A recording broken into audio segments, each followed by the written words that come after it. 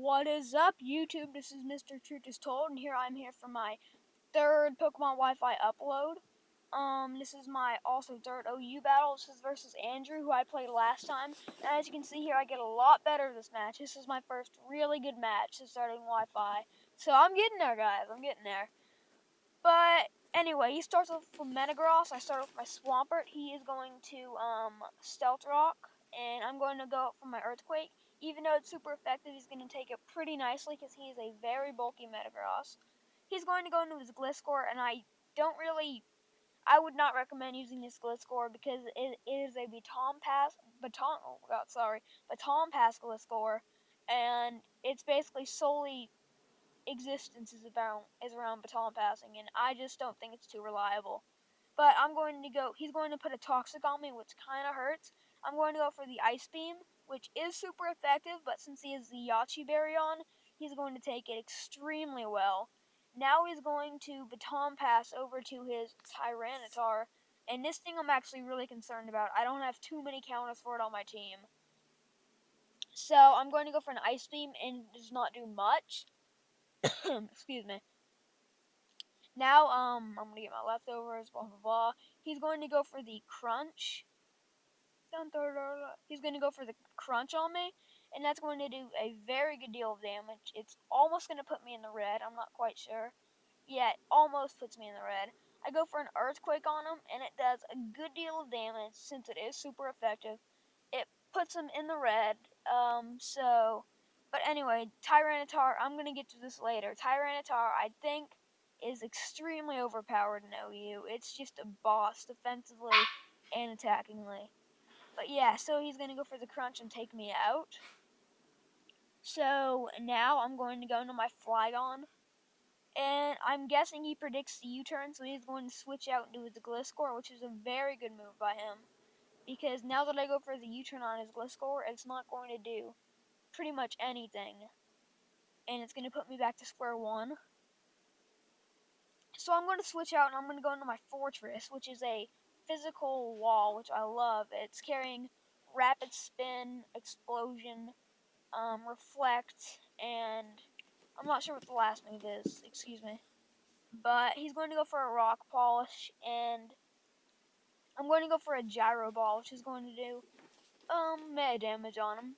Now here's the thing, he switches out for the Baton Pass, which I don't really think was a good move. Even with the Rock Polish, he's going to pass on, because now whenever he switches in next, the Stealth Rocks are going to automatically kill his Gliscor. So his choice. I don't think the Baton Pass was worth it, but okay. So he is going to switch to a Dragonite, and I'm going to do a pretty hefty deal with that on my Gyro Ball for my Fortress.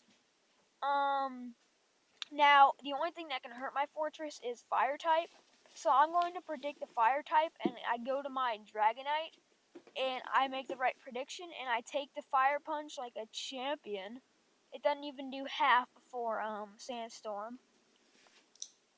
So here's one of the key points in the battle. We both have the exact same speed, so I was wondering who was going to win the speed toss. But he goes for an extreme speed, and I barely live with ready 4 HP, which is huge for me, because now I can go for the Draco Meteor, and I can take him out. So even though the Sandstorm does take me out, it really helps, because now his Dragonite's out, and I don't have to worry about that anymore. So, about the Tyranitar being overpowered, honestly, it's borderline uber in my opinion. I'm going to go into my Tyranitar. He's going to go into his Metagross. I'm going to go for an Earthquake, and that is going to take him out. So that's going to take his Metagross out. It's super effective, so good job. Now, here's what he goes into. He goes into his Heatran because Fire Blast is going to be super effective against my Tyranitar. But I've used Tyranitar a lot, and I realized that even though Heatran has max special attack and it's going to use, Earth Power on me, I'm pretty sure my T-Tar can still survive it, and it does with a good amount of HP. So that just shows how boss that is. Tyranitar was probably the only Pokemon that could have survived that, unless it was a Fire type. But yeah, I go for the Earthquake, and that will take him out since it's super effective.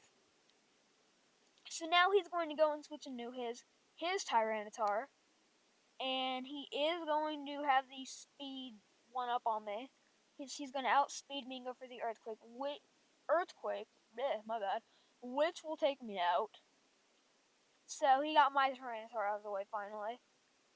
And so I'm just going to kill this Tyranitar by going into my Flygon, which pretty much outspeeds everything on his team. I'm going to go for a U-turn on him, which is super effective. Does not really matter though. Now I'm going to go into my Fortress. And as I said earlier with my Gliscor, I go into the Fortress, he's going to switch into his Gliscor. And because he switched into his Gliscor last time for the Baton Pass, it only had like barely any HP. He's going to switch into it, and it's going to immediately kill him with a Stealth Rock. So, I don't think it was a good decision, but it happened. Now he goes into his Magnezone, and this is really my only mistake of the game. This is actually kind of embarrassing. He sets up Reflect, and I really just want to end the game. I go for Explosion. It's not effective, and it does not even do half. So that's pretty embarrassing. But yeah, I go into my Flygon because I know it outspeeds that thing. And I go for an Earthquake. It almost kills it, but he pretty much gives up, goes for the dual screen, and I'm able to take it out with another Earthquake. So, thank you, YouTube.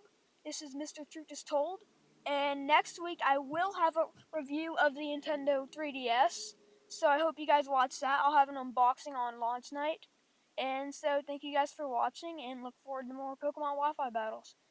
Thank you.